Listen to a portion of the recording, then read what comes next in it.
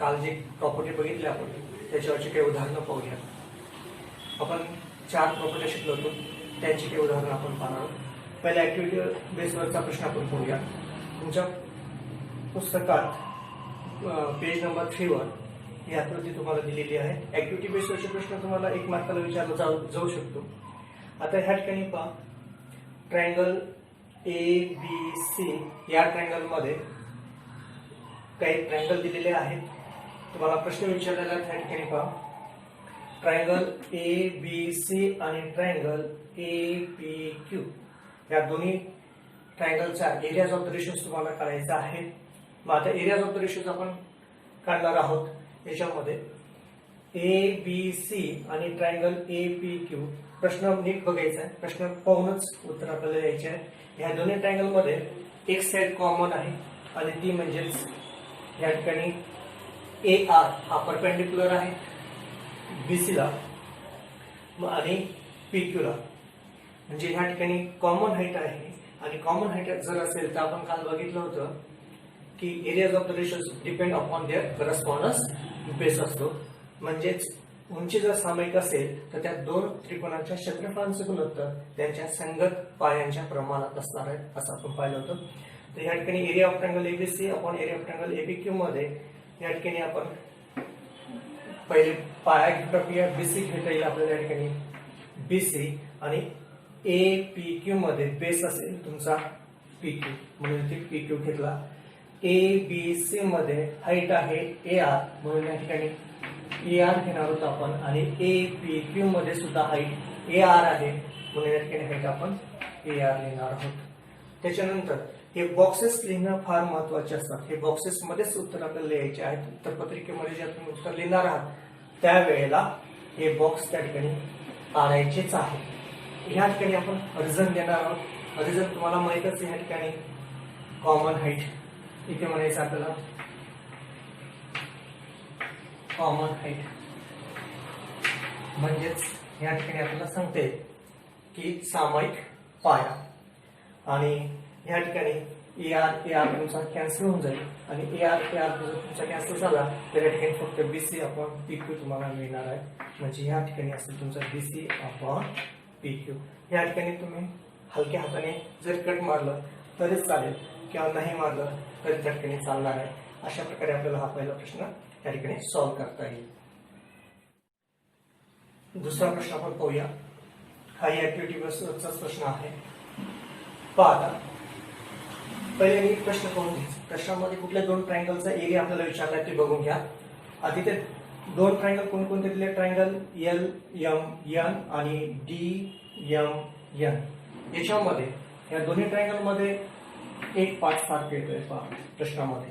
म्हणजे ह्या ठिकाणी MN आणि हा MN काय तुमचं तुम्हाला माहितच आहे. MN म्हणजे काय? ह्या ठिकाणी बेस आहे आणि MN हा जर बेस असेल तर एरिया ऑफ द रेशो जर आपल्याला करायचा असेल तर तुम्हाला माहिती आहे त्यांचा रेशो जो आहे तो त्यांच्या करस्पॉन्डन्स हाईटच्या इतका असणार आहे. म्हणजे ह्या ठिकाणी आपल्याला असं सांगता येईल की LMN मध्ये LP परपेंडिक्युलर MN आहे, DQ हा परपेंडिक्युलर आहे MN ला, म्हणजे बेस सारखा आहे. म्हणून ह्या ठिकाणी आपल्याला सांगता येईल की एरिया ऑफ द रेशोज हा जो आहे तो त्यांच्या करस्पॉन्डन्स हाईट इतका असणार आहे. म्हणजे ह्या ठिकाणी आपल्याला फिलिंग द ब्लँक्स मध्ये पाहता काय काय लिहावं लागणार पहा. या ठिकाणी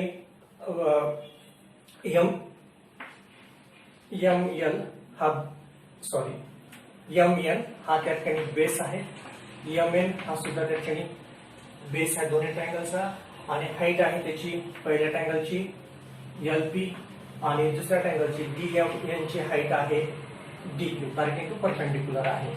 आणि मग ह्या ठिकाणी तुम्हाला माहितच आहे रिझन लिहिणं महत्वाचं असेल. रिझन काय येईल या ठिकाणी आणि मग ह्या ठिकाणी बेस कॉमन आहे म्हणजे तो कॅन्सल होऊन जाईल आणि म्हणजे ह्या ठिकाणी आपल्याला LP अपॉन DQ मिळणार आहे. म्हणजेच ह्या ठिकाणी बेस जर सारखा असेल तर areas of the ratios depend upon their correspondence height असतो असं आपल्याला सांगता येईल. तिसऱ्या प्रश्नाकडे जाऊयात आपण.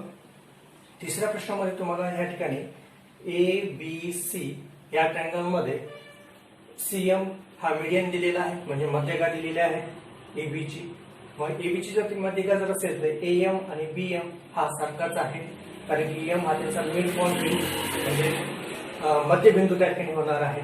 मग आता आपल्याला एरिया ऑफ द रेशो विचारला या ठिकाणी, आणि एरिया ऑफ द रेशो काढायचा आपल्याला याचा.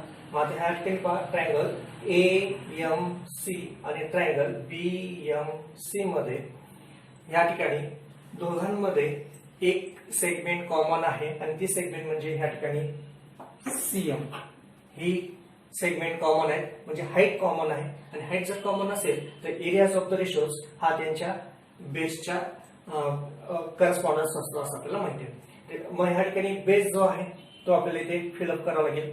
म्हणजे ह्या ठिकाणी आपल्याला AM अपॉन BM लिहावं लागेल. पण ह्या ठिकाणी AM आणि BM हे इक्वल आहे, कारण की हा CM त्याचा मीडियन आहे. म्हणून ह्या ठिकाणी आपल्याला पुन्हा पुढच्या स्टेपमध्ये एक तर AM अपॉन AM लिहा किंवा BM अपॉन BM लिहिलं तरी चालणार आहे. या ठिकाणी AM अपॉन AM लिहूया. रिझन लिहायला सांगितले प्रश्नामध्ये. मग या ठिकाणी आपल्याला असं सांगते की AM is equal to the BM असं आपल्याला या ठिकाणी रिझन लिहावं लागणार आहे. किंवा मग मीडियन जरी म्हटलं तरी म्हणजे त्या ठिकाणी असं लिहिलं तरी चालेल की CM इज अ मीडियन. याच्या ठिकाणी तुम्ही असं पण लिहू शकता किंवा AM is equal to the BM लिहू शकता. आणि AM अपॉन AM म्हटलं तर या ठिकाणी कॅन्सल होऊन जातील, आणि त्याचा रेशो जो असणार आहे तो आपल्याला 1:1 या ठिकाणी आपल्याला मिळणार आहे. म्हणजे उत्तर आपल्याला अपेक्षित असणार आहे 1:2. एक्सरसाइज नंबर 1.1 ची काही उदाहरणं घेणार. एकूण 5 उदाहरणं तुम्हाला दिलेले आहेत पुस्तकात. तर पहिलं उदाहरण आपण पाहणार आहोत.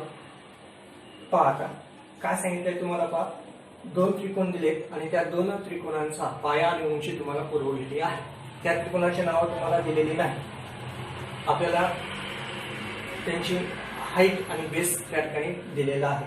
मग आता आपण ह्या ठिकाणी सुरुवातीला सोल्युशन मध्ये दोन्ही ट्रायंगलला नाव देऊन टाकूया, किंवा असंही म्हणता येईल आपल्याला की triangle in a triangle first, in triangle first B1 म्हणू आपण त्याला. हाईट B1 तुम्हाला दिलेलं आहे 9, आणि हाईट आपण H1 मानून घेऊ त्याची, आणि हाईट दिली तुम्हाला 5. त्याच्यानंतर दुसरा जो ट्रायंगल आहे त्या ट्रायंगल आपण सेकंड ट्रायंगल म्हणूया. त्याला आपण असं म्हणूया इन ट्रायंगल सेकंड, किंवा तुम्ही त्याला नाव पण देऊ शकता. Let triangle ABC and triangle PQR, these two triangles, and in triangle ABC B1 is equal to the 9 आणि H1 is equal to the 5. दुसऱ्या ट्रायंगल मध्ये तुम्हाला त्या ठिकाणी दिलेला आहे बेस, त्याला आपण B2 म्हणूया, आणि तो आहे तुमचा 10. H2 घेऊया 6, तो दिलेला आहे. आता दोन्ही ट्रायंगल मध्ये पहा, बेस आणि हाईट डिफरंट आहे. आणि बेस आणि हाईट जर डिफरंट असेल तर पहिला प्रॉपर्टी आपण शिकलो होतो, पहिला गुणधर्म आपण शिकलो होतो की त्याच्यामध्ये एरियाज ऑफ रेशोज हा त्यांच्या प्रोडक्टच्या रेशो इतका त्या ठिकाणी असणार आहे. म्हणजे ह्या ठिकाणी आपल्याला असं सांगता येईल एरिया ऑफ फर्स्ट ट्रायंगल असं जरी लिहिलं तरी चालणार आहे शॉर्टकट मध्ये, आणि एरिया ऑफ सेकंड ट्रायंगल असं लिहिलं तरी चालेल. म्हणजे area of the first triangle upon area of the second triangle असा त्याचा अर्थ होतो. आणि ह्या ठिकाणी आपल्याला B1 इंटू द H1 म्हणजे पहिली प्रॉपर्टी आपण वापरणार आहोत, B2 इंटू द H2. इथे रिझन लिहिणं फार महत्वाचं असणार आहे. आणि ह्या ठिकाणी असं लिहायला लागलं आपल्याला height and base are not equal. Base and height are not equal. असं शॉर्टकट मध्ये लिहिलं तरी चालणार त्या ठिकाणी, पण लिहिणं आवश्यक असणार आहे त्या ठिकाणी प्रॉब्लेम.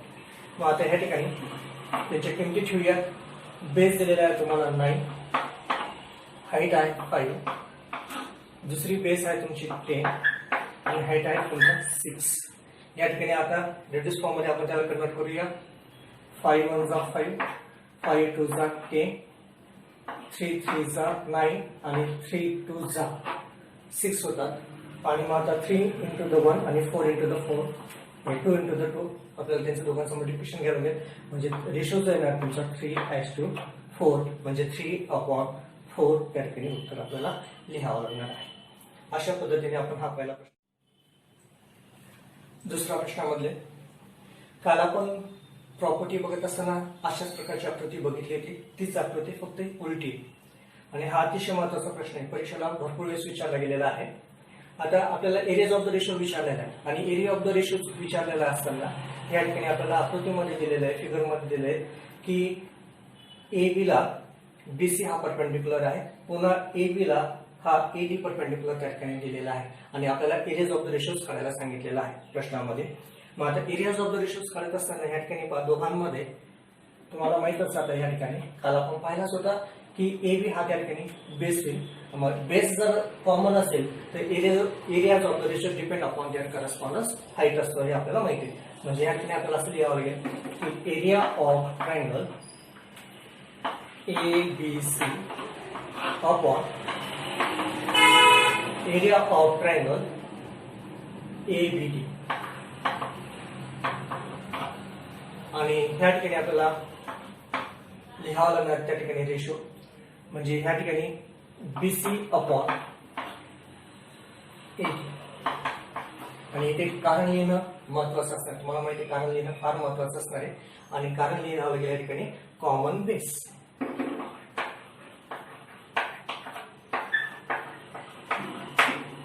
आणि मग या ठिकाणी त्यांची किंमत आपण लिहिणार आहोत BC अपॉन AD. BC या ठिकाणी 4 दिलेला आहे आणि AD तुम्हाला 8 दिला आहे. त्याला रिड्यूस फॉर्म मध्ये कन्वर्ट करून टाका. 4 1 जा 4, 4 2 जा 8 म्हणजे रेशो येईल तुमचा 1/2. हा अतिशय महत्वाचा असा प्रश्न आहे. परीक्षेला भरपूर वेळेस विचारला गेलेला आहे. हा तुम्हाला ऍक्टिव्हिटी बेसवर सुद्धा विचारला जाऊ शकेल. इथे तुम्हाला रिकामी जागा दिलेली असेल, इथे सुद्धा रिकामी जागा दिलेली असेल, फक्त तुम्हाला त्या ठिकाणी फिलअप करायचं असेल. हा झाला तुमचा दुसरा प्रश्न.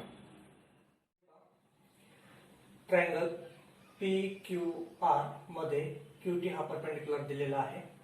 त्याच्यानंतर पुन्हा ट्रायंगल PQR हाच ट्रायंगल आहे पण PS हा QR ला परपेंडिक्युलर दिलेला आहे. म्हणजे ह्या ठिकाणी दोन ट्रायंगल एकच आहेत पण दोन्ही ट्रायंगल मध्ये ट्रायंगल PQR जर घेतला, ट्रायंगल PQR असा जर आपण घेतला तर PS त्याची हाईट होईल आणि ट्रायंगल PQR असा जर घेतला तर QT हा त्याची हाईट होईल. म्हणजे ह्या ठिकाणी पहा ट्रायंगल एकच आहे पण दोन हाईट वेगवेगळे आहे, बेस पण वेगवेगळे आहे. तर एरियाज ऑफ द रेशोज आपल्याला विचारलेला आहे. एरिया ऑफ द रेशो जोडून तुम्हाला QT ची लेंथ काढायची आहे. QT ची लेंथ किती आहे ते आपल्याला त्या ठिकाणी शोधायची आहे. मग आता काय करावं लागेल या ठिकाणी पहा आपण ते म्हणजे पहिल्या ग्रेड मध्ये बघितलं होतं की एरिया ऑफ ट्रायंगलचा फॉर्म्युला तुम्हाला माहिती आहे. Area of triangle is equal to the 1/2 into the base into the height असतो हे तुम्हाला माहिती आहे. मग आता आपण काय करूया, पहिला ट्रायंगल PQR असा हा जो ट्रायंगल आहे त्याचा एरिया आपण पहिले फाइंड करूया. म्हणजे या ठिकाणी आपल्याला असं म्हणता येईल की area of triangle PQR is equal to the 1/2 into the base. आपण त्याचा बेस घेऊया PR आणि हाईट घेऊया त्याची QT. त्याच्यात किंमत घेऊया 1/2 इंटू द PR. QT आपल्याला फाइंड आउट करायची आहे. याला आपण नंबर फर्स्ट म्हणूया. तसाच होता एरिया ऑफ ट्रायंगल पुन्हा PQRच पण त्या ठिकाणी बेस आहे हाईट वेगवेगळे आहे. 1/2 इंटू द बेस घ्यायला लागेल आपल्याला QR आणि त्याची QR जर बेस घेतला तर हाईट येईल तुमची PS. 1/2 इंटू द QR तुम्हाला दिलेला आहे 6 आणि PS सुद्धा तुम्हाला दिलेला आहे 6. याला आपण नंबर दिया सेकंड. आता इक्वेशन नंबर फर्स्ट आणि इक्वेशन नंबर सेकंड मध्ये पहा एरिया ऑफ ट्रायंगल PQR आहे, एरिया ऑफ ट्रायंगल PQR आहे म्हणजेच लेफ्ट साइड सारखे आहेत, राईट साइड सुद्धा त्याची सारखी असते हे आपल्याला माहिती आहे. आता from the first and second असं आपल्याला म्हणता येईल. फ्रॉम फर्स्ट अँड सेकंड 1 आणि 2 वरून लेफ्ट साइड सारखे तर राईट साइड सुद्धा त्या ठिकाणी सारखे आहे. म्हणजे या ठिकाणी आपल्याला लिहिता येईल 1/2 into the 12 into the QT is equal to the 1/2 into the 6 into the 6 असं आपलं फ्रॉम फर्स्ट अँड सेकंड करते. आता इथे 1/2 आणि 1/2 कॅन्सल होऊन जाईल. आपल्याला इथे QT शोधायचा आहे. हा 12 इकडे मल्टिपल इकडे त्यांना डिवाइड करून टाकायचा, साइड चेंज करून टाकायची. म्हणजे QT is equal to the 6 into the 6 upon 12. हा 12 इकडे मल्टिपल होता, इकडे त्यांना तो डिवाइड झाला. QT तिथेच ठेवलाय आपण. 6 into the 6 36 लिहिले तरी चालतील किंवा मग 6 into the 6 तसे ठेवले तरी चालतील. आता 6 1 6 6 2 12 2 3 6 आणि therefore QT is equal to the 3. अशा पद्धतीने आपल्याला QT ची किंमत काढायची. ही झाली फर्स्ट मेथड. दुसऱ्या मेथडने सुद्धा आपल्याला हा प्रश्न सॉल्व्ह करता येईल. दुसऱ्या मेथडने जरी सोडवला तरी चालते, फक्त उत्तर बरोबर असले पाहिजे आणि मेथड बरोबर असले पाहिजे. आता आपण प्रॉपर्टी शिकलोय, त्या प्रॉपर्टीसाठी आपल्याला वापर करता येऊ शकेल. आता आपल्याला शोधायचा QT. मग आता त्यासाठी आपल्याला ट्रायंगल घ्यावं लागेल. Triangle P, area of triangle PQR. त्याच्यानंतर पुन्हा ट्रायंगल PQRच घ्यायचा आहे, पण त्याची हाईट वेगळी आणि बेस वेगळा असणार आहे. म्हणजे एरिया ऑफ ट्रायंगल PQRच असेल. एरिया ऑफ ट्रायंगल PQR आपण एरिया ऑफ ट्रायंगल PQRच घ्यावं लागेल इज इक्वल टू द पहिल्या ट्रायंगलचा बेस आपल्याला घ्यावं लागेल PR इंटू द हाईट घ्यावं लागेल तुम्हाला QT आपल्याला फाइंड आउट करायची. दुसऱ्या ट्रायंगल मध्ये बेस घ्यावं लागेल तुम्हाला QR आणि हाईट घ्यावं लागेल तुम्हाला PS.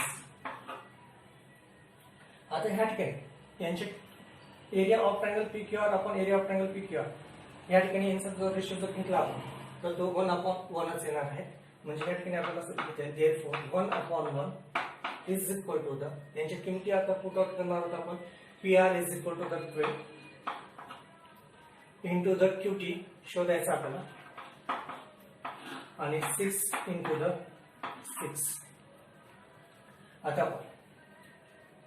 6 1 6 6 2 12 2 1 2 2 3 6 म्हणजे ह्या ठिकाणी 1/1 is equal to the QT upon 3. आता ह्या ठिकाणी क्रॉस मल्टिप्लिकेशन जर केलं तर त्या ठिकाणी तुम्हाला डायरेक्ट QT बरोबर QT is equal to the 3 त्या ठिकाणी आपल्याला मिळणार. या पद्धतीने जरी सॉल्व्ह केलं तरी चालणार आहे. त्याला चौथ्या प्रश्नाकडे जाऊया. चौथ्या प्रश्नामध्ये पहा AD आणि BC या दोन पॅरलल लाईन तुम्हाला दिलेला आहे आणि एरिया ऑफ द रेशोज तुम्हाला विचारलेला आहे. त्या ठिकाणी area of triangle EBC as to area of triangle BCD. काल आपण चौथ्या प्रॉपर्टी बघितली, त्या चौथ्या प्रॉपर्टीची वापर करता येईल शिकणार तुम्हाला. या दोन पॅरलल लाईन आहेत आणि दोन पॅरलल लाईन मध्ये हे दोन ट्रायंगल आहेत. तर या दोन्ही ट्रायंगलचा एरिया ऑफ द रेशोज हा 1/1 येणार आहे हे आपल्याला माहिती आहे. कारण चौथी प्रॉपर्टी आपण काल शिकलो होतो. म्हणजे यांचा जो गणचा रेशो असतील तो 1/1 असेल. म्हणजे दोन पॅरलल लाईन मध्ये जर दोन ट्रायंगल असतील तर त्यांचा एरिया ऑफ द रेशोज हा 1/1 असतो हे आपल्याला माहिती आहे. मग आता या ठिकाणी पहा लिहिताना area of triangle ABC upon area of triangle BCD. Height दोघांची हाईट म्हणजे AP दोघांची हाईट कॉमन आहे आणि बेस आहे तो BC सुद्धा कॉमन बेस आहे दोघांचा. BC इंटू द AP आणि पुन्हा BC इंटू द AP आणि हे दोन्हीच्या दोन्ही कॅन्सल झाले म्हणजे त्यांचा रेशो जो असेल तो 1/1 असणार आहे.